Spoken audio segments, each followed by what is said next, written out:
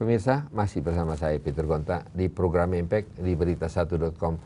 Ingin saya sampaikan bahwa memang kesempatan yang diberikan kepada kami pada saat ini adalah untuk bertemu muka atau berbicara bersama dengan bakal calon Wakil Gubernur DKI Pak Ahok. Tapi juga ingin kami sampaikan bahwa Anda juga seperti sebelumnya kami telah berbicara atau bertemu dengan Bapak Alex Nurdin. Kita akan memberikan kesempatan apabila calon-calon yang lain, 4 calon berikutnya juga berkenan untuk datang di Berita Satu, kita akan melakukan hal yang sama. Namun demikian, kita masih bersama dengan Pak Ahok dan kita akan membicarakan di segmen ini, terakhir ini, harapan maupun mungkin beberapa hal yang agak sedikit kuantitatif mengenai atau angka-angka mengenai bagaimana sebetulnya menjalankan kota Jakarta. Tapi sebelumnya, saya ingin menanyakan sesuatu kepada Pak Ahok. Semangat betul Pak Ahok ini? Ya, semangat. Karena jujur saja, DKI ini kan barometer seluruh Indonesia.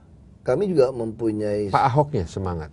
Ya, karena saya menganggap ini sebuah kesempatan untuk mengabdikan diri untuk negara ini. Saya katakan ini reformasi jilid 2. Kalau kami berhasil lakukan ini, maka keindonesiaan kita tuh boleh dikatakan 3/4 bisa kita selesaikan. Rakyat di seluruh Indonesia akan menuntut, mulai sadar bahwa kami membutuhkan pemimpin seperti Jokowi dan Ahok. Kita membutuhkan pemimpin yang jujur, yang bersih, yang melayani. Dan semangat. Ya, dan rakyat juga akan mengatakan, kalau Anda jujur tidak punya uang, Anda tetap akan ada partai politik yang mau mencalonkan Anda. Selama ini kan mereka berpikir kalau tidak ada uang, Anda jujur tidak ada gunanya. Kalau tidak ada uang, tidak ada partai yang mau mencalonkan Anda. Mau tanya sebentar, sebelum kita masuk ke dalam pokok, berapa sih kira-kira, Pak Ahok ini biaya kampanye Pak Jokowi dan Pak Ahok?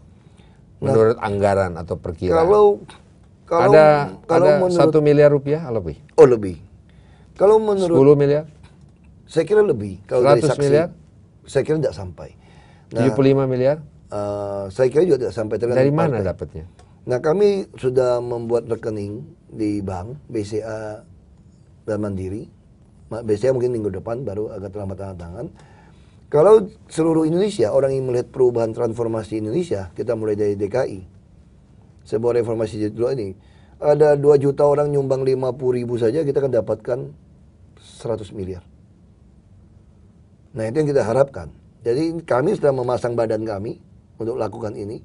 Kami telah membuktikan karakter kami teruji, kita jadi pejabat, kami bisa mengatakan kami bersih. Harta kami, biaya hidup kami, dan pajak yang kami bayar ini sesuai. Orang bisa tahu kami naik mobil apa, tinggal di rumah seperti apa, kondisi kami seperti apa. Nah, kalau mereka mau melakukan ikut ambil bagian, melakukan transformasi atau reformasi jilid 2 ini, supaya 2014 persoalan kita betul-betul tidak berkotak-kotik lagi soal fondasi, mereka sumbang 50.000 atau 100.000 tidak ada artinya gitu. Apakah Pak Ahok nanti kira-kira yang 75 miliar atau 100 miliar ada pembukuan yang transparan? Kami akan taruh di website. Sama seperti saya lakukan ketika saya di DPR RI. Semua penghasilan saya taruh di website. Termasuk sumbangan-sumbangan itu di website. Orang bisa lihat ini uang masuk berapa, kami keluarkan berapa, dan kami juga tidak ambil bagian di situ. Nah, termasuk gaji saya di DPR dari dulu saya selalu bisa dilihat di website saya yang ahok.org itu. Baik. Kembali ke kota Jakarta. Ada pada waktu jedah lagi Pak Ahok mengatakan, saya ingin sampaikan hal-hal yang warnanya kuantitatif atau berbau kuantitatif. Apa kira-kira? Nah, bisa kita katakan, kita untuk pembangunan MRT dari Jepang mengatakan 16 triliun. Kalau kita hemat semua anggaran, kita anggap 10% dari 40T, kita punya 4 triliun. Kalau kita nego ulang dengan yang lebih terbuka, dengan perusahaan yang lain, mungkin hanya 12 triliun. Kita 3 tahun bisa biayain sendiri MRT. Bentar. Pak Ahok mengatakan mau renegosiasi lagi, proses lagi, berapa tahun tuh? Sangat cepat.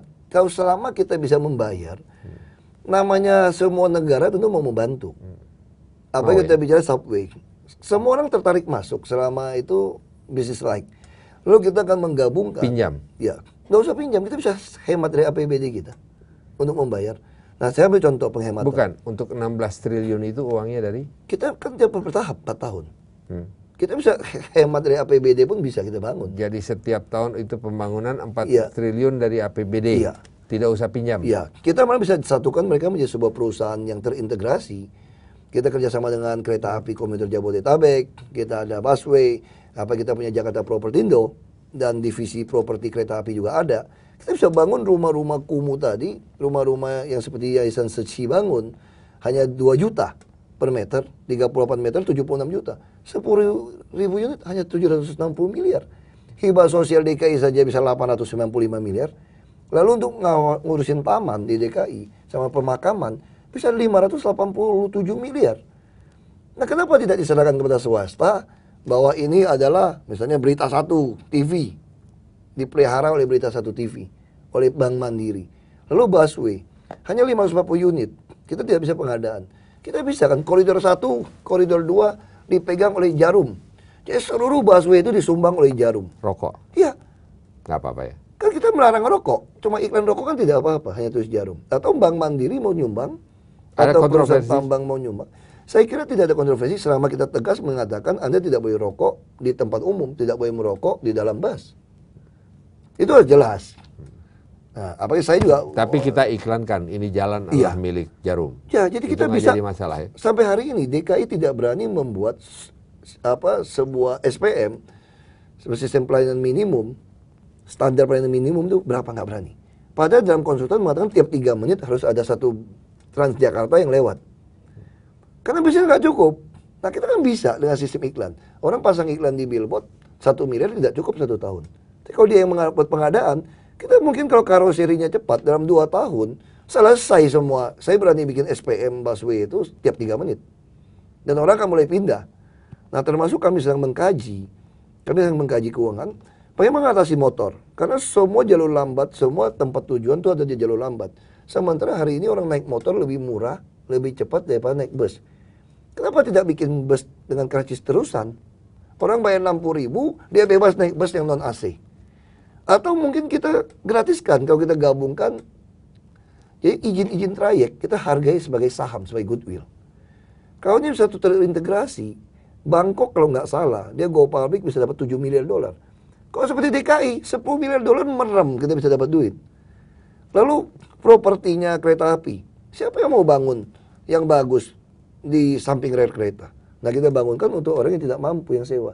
Lalu dia kehilangan propertinya. Saya tawarkan Jakpro. Saya punya Jakarta Propertindo. Ya, Anda bisa masuk saham. Ya, Samarga bisa kita tawarkan saham. Di antara celah-celah jalan tol Jagorawi, kita bisa bikin monorail atau kereta api MRT di atas permukaan. Semua perumahan. Nah, yang perlu dilakukan DKI itu apa? Dan penghematan ini, kita harus beli tanah-tanah di hulu sungai untuk jadikan waduk-waduk. Kita bisa perlu bikinkan jadi kawasan hutan. Kita minta sama pemerintah, jadikan kawasan hutan bila perlu. Jadi itu tidak bisa diganggu lagi RT RW-nya. Sebuah waduk-waduk menggantikan situ-situ yang sudah rusak dan ditanam. Nah, kalau itu dilakukan, banjir bisa diatasi. Pak Ahok, luar biasa menurut hemat saya apa yang direncanakan oleh Pak Ahok dan Pak Jokowi tentunya ini tentunya satu suara ya, Iya. berdua. Waktu menjadi bupati menghadapi birokrasi seperti ini, Nah, mudah, gampang atau bisa? jujur saja, orang selalu meremehkan birokrasi. Birokrasi kita tuh pintar-pintar dan baik-baik.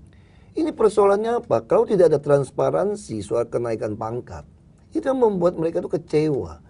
Di birokrasi itu banyak sekali orang baik-baik yang pintar-pintar ingin mengabdikan diri. Ini Bapak harus urusan dengan pemerintah pusat nih, banyak hal. Tidak. Kalau kita bicara birokrasi langsung kita, apalagi DKI. Di daerah kita lebih susah. Bukan, karena untuk pangkatnya tidak sampai. melaksanakan ini semua juga harus ada Betul, tentunya. koordinasi itulah keunggulan dari Mas Jokowi. Ini kan bicara rekam jejak. Kami dengan Muspida bagaimana, kami dengan kementerian bagaimana. Ini butuh seorang yang punya kerendahan hati untuk datang kepada Pejabat, birokrat. Jangan merasa saya gubernur, saya tidak mau peduli kepada dirjen. Yang mengerti kan dirjen. Kalaupun dipanggil gubernur, kalau lagi ada urusan yang lain ya nggak datang lah ya. Ya, kita harus datang. Kita harus berani ketemu dirjen-dirjen itu untuk duduk Ya, bersama. kemarin Pak Jokowi itu diundang oleh gubernur katanya marah, padahal dia udah punya rencana panjang. Anyway, Pak Ahok, saya rasa 1 jam berjalan begitu cepat dan nggak tuntas pembicaraan kita. Ya, karena DKI ini bisa ngomong 10 jam, Pak. Kalau kita bicara Tapi tentang semoga programnya itu. pemirsa, bukan mereka pemilih tapi pemirsa mungkin, paling tidak sudah mendapatkan satu gambaran mengenai Chung Wan-chie atau Pak Ahok, bagaimana jiwa pedagang tetap ya. Ya, tidak kita boleh harus hilangkan, gunakan harus kita harus gunakan sistem dagang memang. Tetapi sistem dagang yang bukan menuruti kehendak kita, tapi kita menuruti kehendak warga DKI. Itu baru sebagai wakil, sebagai dirut dari warga ya. Iya. Dirutnya Saya warga. Ini jadi CEO-nya. CEO warga. Iya, makanya kita harus transparan. Semua anggaran harus kita transparan supaya pemilik modal shareholder ini bisa tahu ini CEO ini perlu dibuang atau tidak gitu. Pertanyaan terakhir. Pak Alex Nurdin mengatakan begitu saya diangkat jadi gubernur, besoknya semua sekolah gratis. Itu kalau bicara sekolah gratis atau pendidikan gratis, DKI itu tidak aneh. Kami di daerah sudah lakukan dengan kartu. Kami bukan menjual janji lagi. Justru kalau DKI tidak lakukan 12 tahun gratis pendidikan dan kesehatan, kita justru aneh. Uangnya gitu banyak kemana gitu. Jadi bukan sesuatu janji yang luar biasa itu. Pak Ahok, terima kasih. Sukses di dalam kampanye. Dan semoga pertemuan kita ada maknanya. Dan kalau jadi wakil gubernur dan gubernur nanti kira-kira kalau kita minta waktu masih boleh ketemu. Ya, selama pasti datang. Ya, dan saya juga harap orang DKI mau tiap hari Rabu pakai baju kotak-kotak. Terserah kotak-kotak warna apa.